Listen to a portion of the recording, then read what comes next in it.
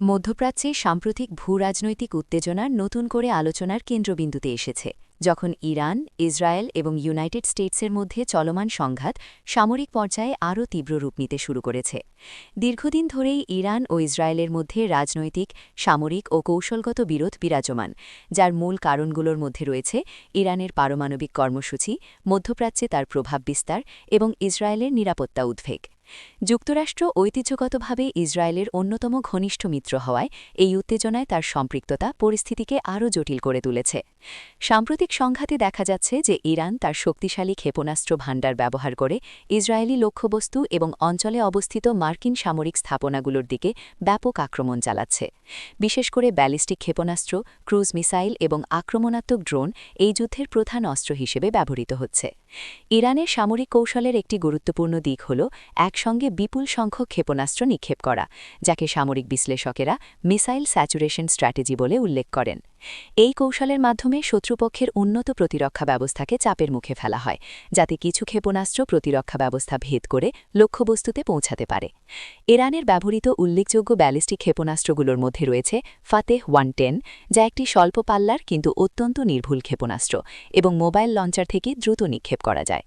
এছাড়াও রয়েছে খেইবার শেকান, যার পাল্লা প্রায় ১,৫০০ কিলোমিটার এবং এটি কঠিন জ্বালানি ব্যবহার করে দ্রুত উৎক্ষেপণ সম্ভব করে।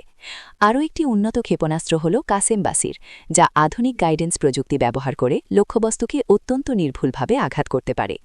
সাম্প্রতিক বছরগুলোতে ইরান তার সামরিক প্রযুক্তিতে উল্লেখযোগ্য উন্নতি করেছে এবং এই উন্নতির একটি বড় উদাহরণ হল হাইপারসনিক ক্ষেপণাস্ত্র প্রযুক্তি।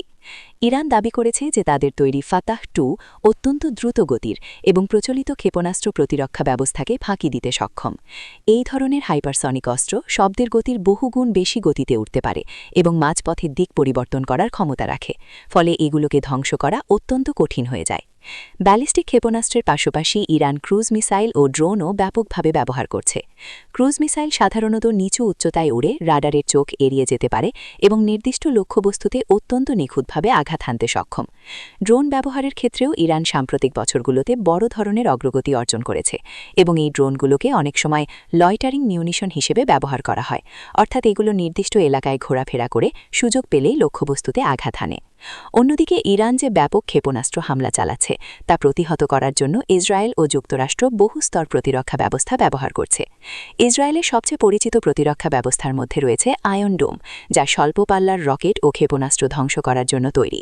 এছাড়াও রয়েছে অ্যারো, যা দূরপাল্লার ব্যালিস্টিক ক্ষেপণাস্ত্র প্রতিহত করতে ব্যবহৃত হয়। যুক্তরাষ্ট্র এই সংঘাতে উন্নত প্রতিরক্ষা ব্যবস্থা মোতায়েন করেছে, যার মধ্যে অন্যতম হল THAAD, যা উচ্চতায় শত্রু ক্ষেপণাস্ত্র